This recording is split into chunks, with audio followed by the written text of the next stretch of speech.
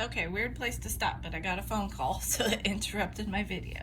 We were on C. So how can you know if the graph accounts for all 50 values? Well, that's exactly a great question. So I was in the middle of explaining this, but let's go back up to talk about this.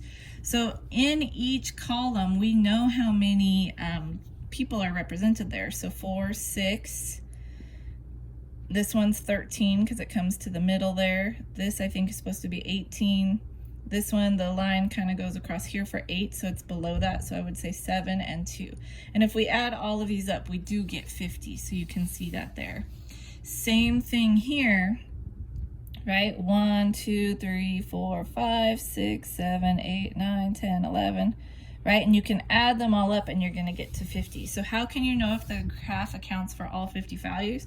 You can sum the frequency in the columns, right?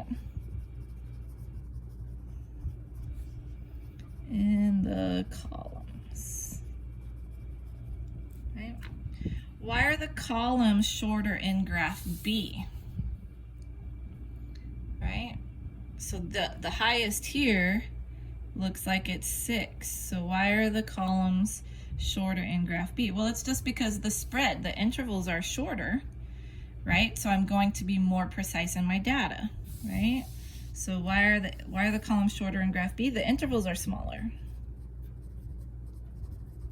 Right. And again, I know the answers for these are all in the book, right? You just have to look, but I wanted to go through with you together because sometimes when you answer questions about stuff, it makes more sense. Which graph is better at showing the overall shape of the distribution? What is that shape? Right? So if we're comparing the two graphs, which one's a better shape? Which one shows us where it skews a little bit, right? And I would say probably graph A is better for that because I can tell, right, that the spread, there is more spread to the left, right? And if you remember from our definition of skewing, right, that means it's going to skew left. So graph A is certainly better for showing this, right? And the shape is skewed left. There is more spread on the left part of the graph, right? To where that high part is, there's more spread this way than there is this way. And what I mean by spread is there's 3 columns here, so this is 150 versus only 100 that's greater than that tall column, right? So it's skewed left. Which graph is better at showing the gaps and cluster in the data? So that's obvious to tell, right? Where are there gaps in the data? There are no gaps up here, right? This catches everybody. But if you're looking at this graph down here, of course there's some gaps. There's some intervals that don't even have values in them, right? So this is definitely graph B, right? So graph B is better at showing the gaps and clusters. Which is a better picture? Well, it depends on what you're looking for, right? That's the nice thing about histograms is I can design them to start seeing the bigger picture, right? What I'm trying to get, where is there bigger spread versus where are there gaps in the data, like, and if you're looking for information there. What percentage of players have fewer than 850 songs stored? Well, if we go, let's see, to 850, let's use the top graph for this. Right? Where's my 850? Right here. So if this is my 850, how many people have less than that, right? Because it's what percentage of the players have fewer than 850 songs? Fewer meaning less. So fewer than that are these people this way, which means there are 10. 6 and 4 is 10. So there are 10 people, right, that have fewer than 850 songs, but it wants to know percentage. Well, percentage is always a number out of the total. So this is the people who have fewer songs. How many people total did we collect information from? That was 50, right? Right, and that's from her telling us that she collected data from 50 people.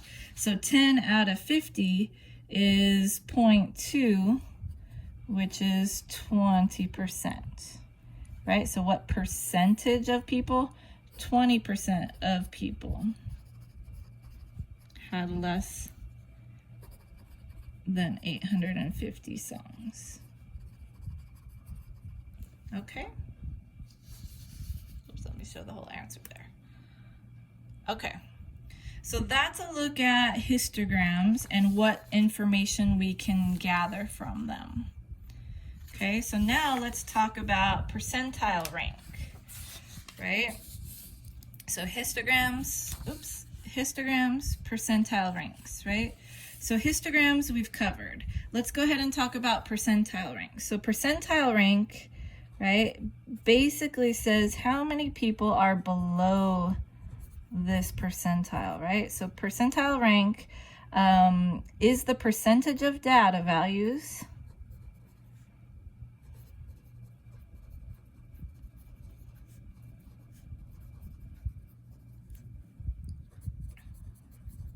right? The percentage of data values that are below a given value.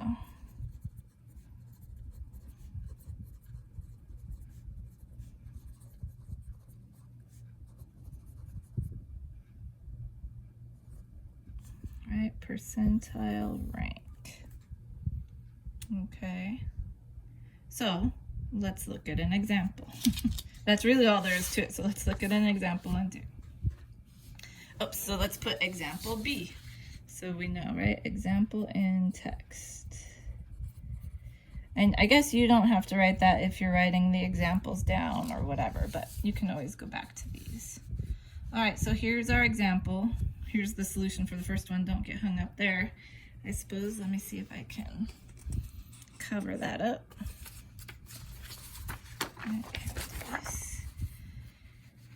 Right. So the data used in this histogram have a mean of 34.05 and a standard deviation of 14.68. So here's the histogram we're looking at, right? Well, you can tell that our intervals here are 5s, right?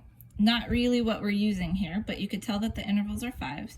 They're giving us some information. So they're telling us that the mean is 34.05 and standard deviations are 14.68. So approximate the percentile rank of a value 2 standard deviations above, so it's telling us specifically where to go, the mean, right? So what does that mean we're going to do? Well, we're going to take, let me use this side of the paper over here. So we're going to take our mean, so 34.05, and we're going to add 2 standard deviations. And each standard deviation is 14.68, right? So we're going to take those values. That's going to give us about 63.41, right, information. So when we go to our histogram over here, 63.41 is going to fall in somewhere in here, right? Do we know exactly where? No. So what that's going to do is it's going to tie us to this value here of 60, right? So we're going to use the 60, right? And again, it wants to know the percentile rank. So how many people, right, what percentage of people are less than 60, right? So let's see, how many people altogether are in this one? So we've got 2, and so 2, 4, what's this, 5, 9, these are 4s, these are 3s, this is a 2, this is a 1, this is a 2, and this is a 1. So if we add all that up, I'm going to cheat and look so we don't have to. Oops, where is that?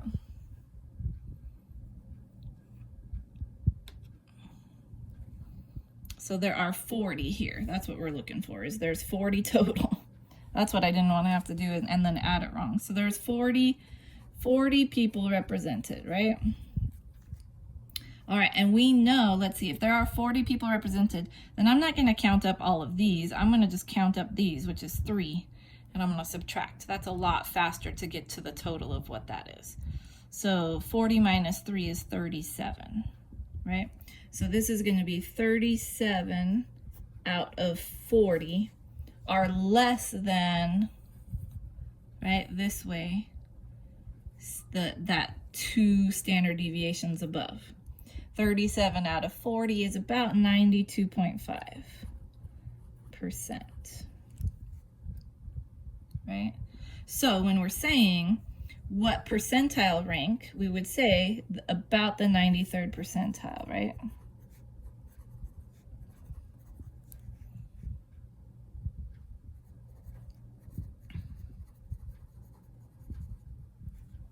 Okay.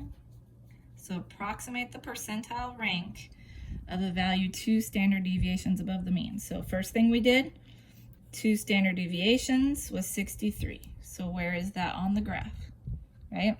Then we added them all up, got 40, subtracted the 3 that are above that, right? So that gave us 37 out of 40, which puts us here. And if we're approximating percentile ranks, we're going to say about the 93rd percentile. And then the last one here, approximately what percentage of the data values are with 1 standard deviation of the mean. So are within 1 standard deviation. That means on either side of the standard deviation. So let's draw a line here so we know that was the first example. So here, what does that mean for us? Well, that means if 34.05 is my mean, right, then if I add 1 standard deviation, it's going to put me at 48.73. right? Because the standard deviation 14.68. If I subtract 1, right, it's going to put me at 19.37. So it wants to know what percentage of data values are within this range, right? That's what it's asking. What percentage of the data values are within this range that it's described? So let's go over to, I'm going to change pencils so that we can stand out here. So we're looking for about 20, right? So we're going to use 20 on this side. And if I'm looking at my thing, 48 is not quite 50, so we're going to use 45. Right? So between 20 and 45. So we're looking here. Right? So again, we know there's 40 total, right? How many people are here? 5 and 9 is 14, and 8 is going to be 22. What's that? 25, right? So 22 and 3 is 25. So that's going to mean that this is 25 out of 40, right? 25 out of 40 is 62.5%,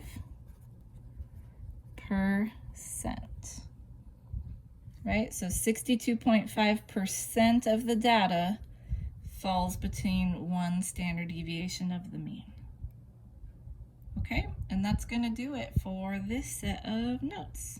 We finished the chapter, so make sure if you have questions that you ask, and I will talk to you guys later.